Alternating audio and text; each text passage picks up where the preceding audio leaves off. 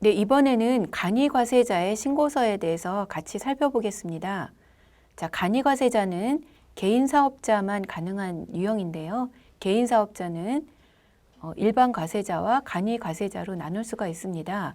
그래서 간이과세자는 부가가치세 신고서가 많이 다른데요.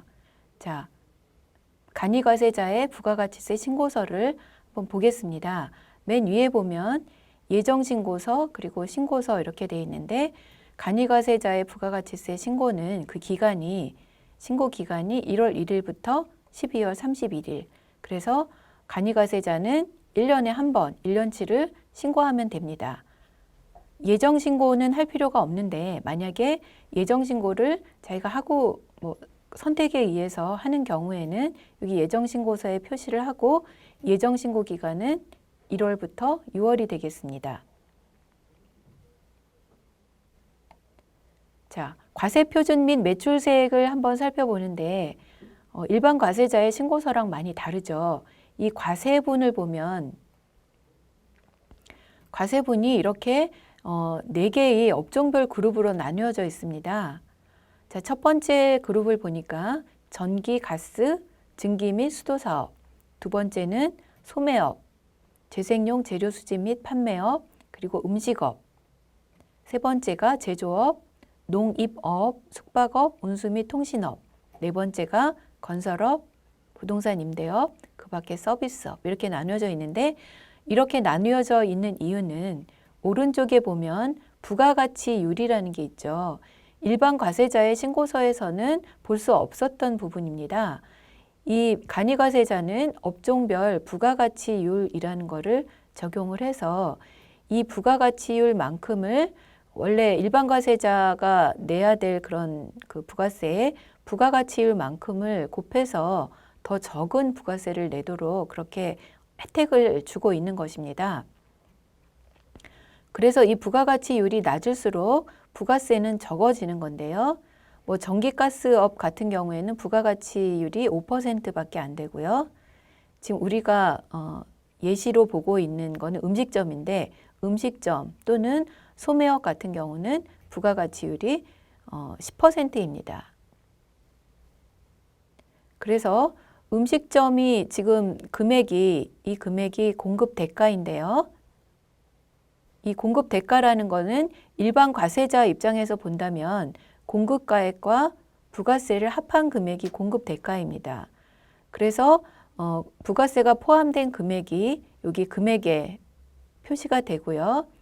이 금액 곱하기 일반 과세자 같으면 바로 세율 10%를 곱해서 매출세액이 나오면 금액 2,100만 원 정도가 나올 수가 있는 건데 간이과세자인 경우에는 여기에 부가가치율 10%를 또 곱하다 보니까 매출세액이 2,100만 원이 아니라 218만 원으로 이렇게 작아지게 되는 것입니다. 자, 그리고 공제세액 부분을 보면 자, 매출세액은 이렇게 부가가치율을 곱해서 10% 정도로 이제 10분의 1로 확 줄었고요. 공제세액을 보면 공제세액 중에서 이제 중요한 것이 매입세금 계산서 등 수치세액 공제, 그리고 의제매입세액 공제, 그다음에 신용카드 발행세액 공제 이렇게 3가지 종류 정도가 있을 수 있는데요. 매입세금 계산서 등 수치세액 공제는 여기 391만 1천 원 이렇게 기재되어 있는데 이 금액은 매입세금 계산서의 공급가액이 아니라 매입세액입니다. 그래서 매입세금 계산서의 공급가액은 3,900만 원 정도가 됐을 거고 매입세액이 390만 원인데 이 매입세액이 여기에 자동으로 반영이 되고요. 이 매입세액을 일반 과세자 같으면은 전체 다 공제를 받지만 매출세액에서 부가가치율 10%만 적용했기 때문에 이 매출세액에 적용한 동일한 부가가치율을 매입세액에서도 똑같이 적용을 합니다. 그래서 이 매입세액 390만 원 곱하기 업종별 부가가치율 10%를 곱해서 39만 1천 원 정도만 세액공제를 받을 수가 있습니다. 자, 그 다음에 의제매입세액 공제는 이 금액의 3,200만 원 정도가 이렇게 표시되어 있는데 이 3,200만 원은 의제 매입 세액 공제 금액이 아니라 그 매입 금액입니다. 의제 매입 대상 매입 금액이 전체가 나오고 이 오른쪽에 있는 세액은 또 업종별 부가가치율을 곱하지 않은 의제 매입 세액 공제율을 그냥 곱한 그 금액이 반영이 돼서 의제 매입 세액 공제는 업종별 부가가치율과 상관없이 전체를 다 공제를 해줍니다.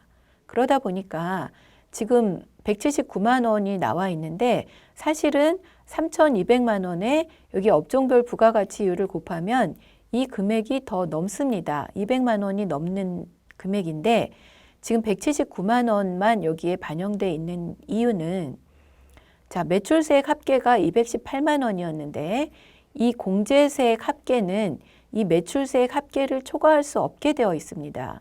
그래서 이 매출세액 합계에서 매입세금 계산서 수취세액 공제에 39만 원을 차감한 나머지 금액이 179만 327원이어서 이 금액으로 수정 입력을 한 것입니다. 그래서 프로그램에서 이 금액이 200 몇십만 원이 이제 의제 매입 공제 신고서를 작성을 하면 그 신고서에 있는 의제 매입세 공제 금액이 그대로 반영이 되는데 이거를 우리가 179만 327원으로 수정해서 입력을 해 주셔야 합니다. 그래서 이 두 개의 합계가 위에 있는 매출세액의 합계를 초과하지 않도록 그래서 지금 동일하게 됐죠. 위에 있는 매출세액과 공제세액의 합계가 동일해서 밑에 차감 납부할 세액이 아무것도 없습니다.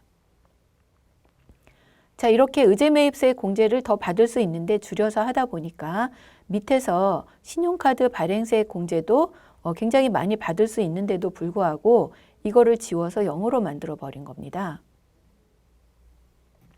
제가 음식점 같은 경우 이제 의제 매입세 공제 대상이 되다 보니까 음식점인데 간이가세자인 경우에는 부가세를 납부하는 것을 본 적이 없습니다. 왜냐하면 의제 매입세액에 대해서는 업종별 부가가치율을 적용을 하지 않으니까 이 금액이 굉장히 커져서 매출세액은 확 줄어드는데 의제 매입세액 공제는 크니까 이 매입세금 계산서를 전혀 받지 않아도 의제 매입세액 공제만 해도 세금을 낼 게 없게 되더라고요. 그래서 간이가세자는 이렇게 좀 특이한 점이 있고 이 간이가세자는 이 환급이 되지 않는다는 이제 큰 특징이 있기 때문입니다. 간이가세자는 그 매출세액을 줄여주는 혜택을 주는 반면에 아무리 매입이 더 많아도 환급이 절대 되지 않기 때문에요. 처음에 음식점을 낼 때 일반 과세자로 내는 게 유리할지 간이가세자로 내는 게 유리할지 만약에 우리한테 이제 사업자가 물어본다면 좀 여러 가지 생각을 해봐야 합니다. 만약에 인테리어 같은 초기 그 매입이 굉장히 많이 들어가는 경우에는 간이가세자인 경우에는 환급을 받을 수 없으니까 이 환급을 포기하고 그냥 매출세액을 적게 내는 걸로 할 건지 근데 간이가세자를 하더라도 매출이 높게 되면 뭐 6개월이나 뭐 얼마 후에 일반 과세자로 바로 전환이 돼버리기 때문에 좀 간이가세자를 계속 유지할 수도 없는 문제가 있어서 잘 좀 생각을 해봐야 되는 그런 문제입니다. 자, 이렇게 좀 살펴봤고요.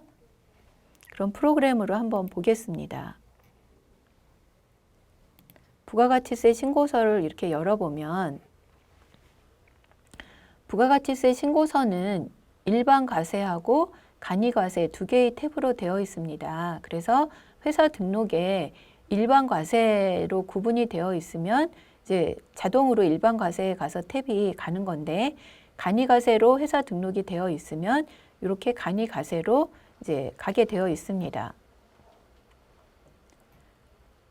기간은 1월부터 12월까지 1년치를 한꺼번에 신고를 하면 되는 거죠. 그리고 과세표준 및 매출세액에서 지금 회사 등록에 음식점 업종 코드로 되어 있기 때문에 자동으로 이렇게 음식점으로 찾아가서 음식점 쪽에 입력한 매출의 공급 대가, 부가세를 포함한 공급 대가를 자동으로 이렇게 반영을 해줍니다. 그러면 여기에 업종별 부가가치율을 곱하고 세율을 곱해서 세액이 자동으로 계산이 되어 있고요. 아래의 공제세액 부분에서 매입세금 계산서 등 수치세액 공제는 우리가 매입세금 계산서 입력한 그 금액에서 매입세액의 합계가 자동으로 반영이 되고, 여기에서 우리가 해줘야 될 일은 업종별 부가가치율을 선택해 주는 겁니다. 자, 5%, 10%, 20%, 30%인데 우리가 매출세액에서 10% 업종별 부가가치율이 적용되었기 때문에 밑에서도 10%를 선택을 합니다. 그러면 공제되는 세액 금액이 나오고요. 자, 의제매입세액 공제는 이렇게 자동으로 원래는 더 많은 금액이 있었는데 제가 이렇게 수동으로 맞춰서 이 매출세액을 초과하지 않도록 금액을 줄여서 입력을 했습니다. 그래서 맨 밑에 줄에 차감 납부할 세액은 0이 되는 것입니다. 여기에 만약에 뭐 300만 원이 나온다 그러면 이렇게 되는데 이 밑에 보면 마이너스로 나오지 않죠. 매출세액 218만 원에서 공제세액 339만 원이 입력이 돼도 밑에 환급받을 세액이 나오지 않습니다. 근데 이렇게 마감을 해서 전자신고를 하면 이 공제세액이 매출세액을 초과했기 때문에 홈택스에서 또는 마감할 때 오류가 나니까요. 이렇게 해서 신고할 수는 없습니다. 자, 그러면 여기 환급받을 세액이라고 나오는데 어떤 경우에 환급받을 세액이 발생할까요? 그거는 이제 예정고지 세액이 있는 경우입니다. 예정고지 세액이나 예정신고 세액이 있어서 여기에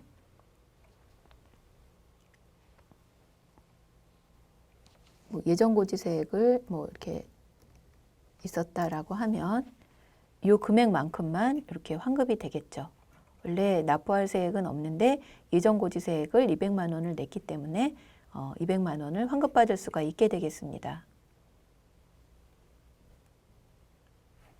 자, 이렇게 해서 간단하게 간이과세자의 부가세 신고서를 살펴보았습니다.